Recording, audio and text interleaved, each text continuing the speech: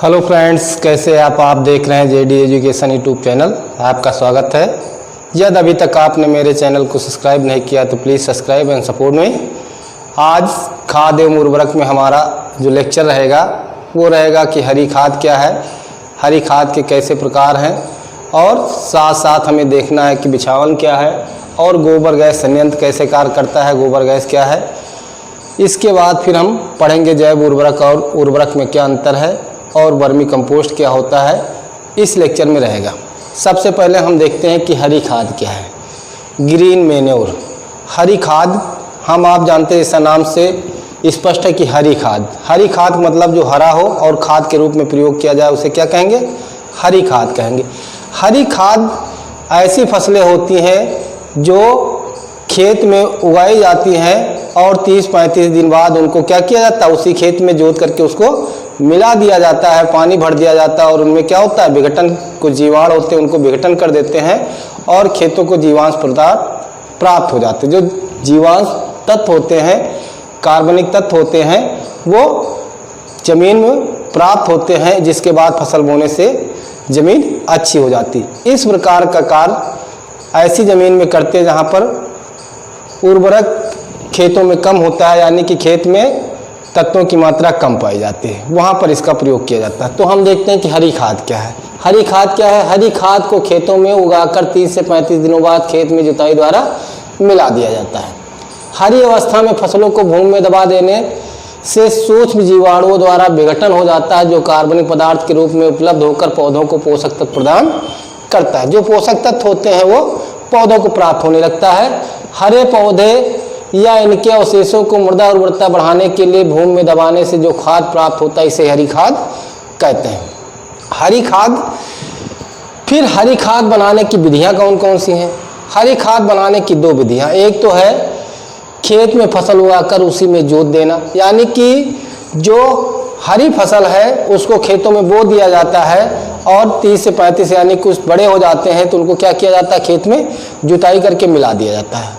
उस जुताई के बाद पानी भर दिया जाता है। पानी भरने के बाद उसमें क्या होता है, फर्मेंटेशन होगा, यानी कि जीवाणु उस पर विघटन करेंगे और जीवाश्म तत्व प्राप्त हो जाएंगे। फिर दूसरा दिया उगाए गए स्थान से दूर खेत में हरी खाद बनाना।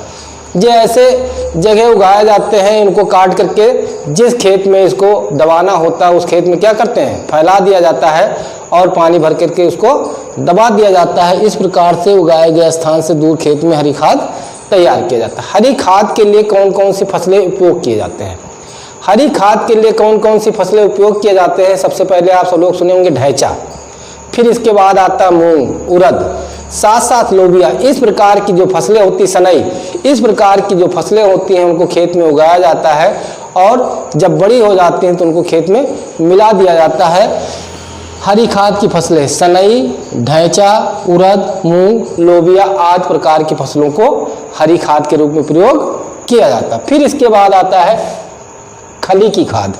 ये खली की खाद क्या है, हम आप जानते हैं सरसों, अलसी, यानी विभिन्न प्रकार के तिलहनी जो फसलें होती हैं उनसे तेल निकाला जाता है। तेल निकालने के बाद जो उसके अवशेष होते हैं उसको खली कहते हैं। उस खली का भी प्रयोग मृदा में मिलाने पर पोषक तत्वों की प्राप्ति होती है, लेकिन इसका प्रयोग बहुत कम मात्रा में किया जाता है। क्यों किया जाता है, क्योंकि इसको जानवरों के खिलाने में काम प्रयोग किया जाता है। इसलिए खली के खाद का प्रयोग भारत देश में बहुत कम मात्रा में होता है, क्योंकि इसको पशुओं के खिलाने के कार्य में लाया जाता है।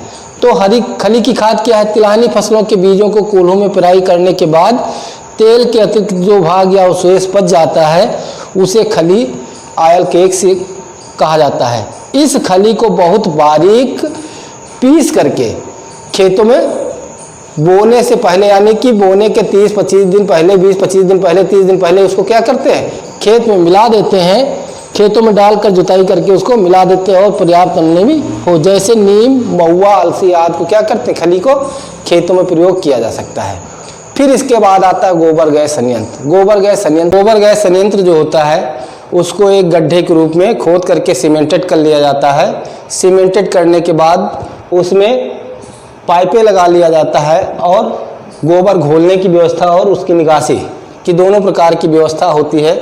जब ये गड्ढा पूर्ण रूप से भर जाता है तो इस गड्ढे को भरने के बाद इसमें जीवाणुओं द्वारा मीथेन गैस प्राप्त होती है। जो मीथेन गैस होता है वो जलाने का कार्य करता है, जिससे भोजन पकाने और प्रकाश के रूप में इसका प्रयोग किया जा सकता है। इस प्रकार के संयंत्र को गोबर गैस, क्योंकि ये गोबर से बनता है इसलिए इसका नाम क्या रखा गया, गोबर गैस। गोबर गैस मतलब है जो गोबर से तैयार गैस प्राप्त किया जाता है उसे गोबर गैस कहते हैं। गोबर गैस संयंत्र एवं उससे लाभ। गोबर गैस संयंत्र बनाने के लिए कुएं के आकार नुमा सीमेंट का बना टैंक होता है। कुएं का नुमा बना होता है जिसमें ताजे गोबर को घोलकर एवं लुगदी बना कर डाला जाता है, यानी कि गोबर में पानी मिला दिया जाता है, उसको कस के मिला करके उसको डाल दिया जाता है। वाही रहित दशा में सूक्ष्म जीवाणुओं द्वारा गोबर का विघटन होता है। जब विघटन होता है तत्पश्चात मीथेन गैस बनती है, यानी कि जब विघटन होता है उसमें तब मीथेन गैस बनती है, जिससे टैंक के ऊपर लगे संयंत्र पाइप द्वारा एकत्र कर लिया जाता है। उस पाइप द्वारा एकत्र कर लिया जाता है, क्योंकि यह गैस गोबर से प्राप्त होती है इसलिए इसे गोबर गैस के नाम से जाना जाता है। इससे सड़ा गोबर खाद के रूप में प्रयोग किया जाता है, यानी कि जो गोबर निकलता है इसको सड़े गोबर को खाद के रूप में प्रयोग किया जाता है। गोबर गैस संयंत्र से लाभ क्या है? गोबर गैस संयंत्र से भोजन पकाने के लिए ईंधन के रूप में, लैंप के प्रकाश के रूप में, संयंत्र से गोबर की खाद गाद प्राप्त होती है। इस गाद खाद में सामान्य गोबर की खाद से कई गुना अधिक पोषक तत्व पाए जाते हैं। तो गोबर गैस संयंत्र। फिर इसके बाद हम सब लोग देखते हैं बिछाली या बिछावन लीटर। ये बिछाली या बिछावन क्या होता है? जब हम आप सब लोग देखते हैं कि ठंडी का मौसम होता है, जानवरों के नीचे घास पुआल खरपतवार आदि को जानवरों को ठंड से बचाने के लिए उसके नीचे फर्श पे, यानी कि जहाँ पर वो बैठते हैं बांधे जाते हैं वहाँ पर बिछा दिया जाता है। तो इस बिछाने से क्या होता है कि उसमें गोबर और पेशाब जो पस करते हैं वो क्या होता है इसके साथ एकत्र हो जाता है, और इसको एकत्र करके क्या करते हैं खेत में या किसी गड्ढे में साड़ दिया जाता है। उसके साड़ने के बाद इसमें क्या होता है, जैविक खाद के रूप में इसका प्रयोग कर दिया जाता है, इसलिए इसे बिछाली या बिछावन के रूप में प्रयोग।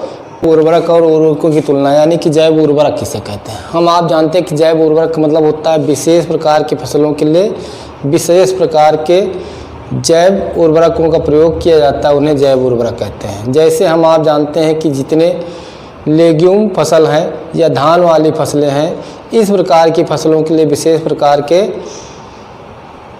जैव उर्वरक का प्रयोग किया जाता है, उन्हें जैव उर्वरक कहते हैं। जैसे उर्वरक क्या है, हम आप जानते हैं जो कारखानों से तैयार किए जाते हैं उन्हें उर्वरक कहते हैं। अब जैव उर्वरक और उर्वरकों की तुलना में देखते हैं क्या है कि जैव उर्वरक सूक्ष्म जीवों के कल्चर होते हैं, यानी कि ये सूक्ष्म जीवों से बनाए जाते हैं जिन्हें सूक्ष्म जीव कल्चर कहते हैं। उर्वरक क्या? उर्वरक रासायनिक यौगिक होते हैं। उर्वरक कैसा होता है? रासायनिक यौगिक होता है। अब जैव उर्वरक इसका प्रयोग सामान्यतया बीज के साथ मिलाकर बुआई के समय किया जाता है। इसका प्रयोग सीधे खेत में बुआई के समय या बाद में खड़ी फसल में किया जाता है। हम आप देखते हैं कि जो उर्वरक होते हैं इनको खेत बोने से पहले प्रयोग करते हैं या खड़ी फसल में करते हैं, लेकिन जो जैव उर्वरक होता है, जैसे आप सब लोग कभी देखे होंगे, जैसे बरसीम है या कोई भी दलहनी फसल होती है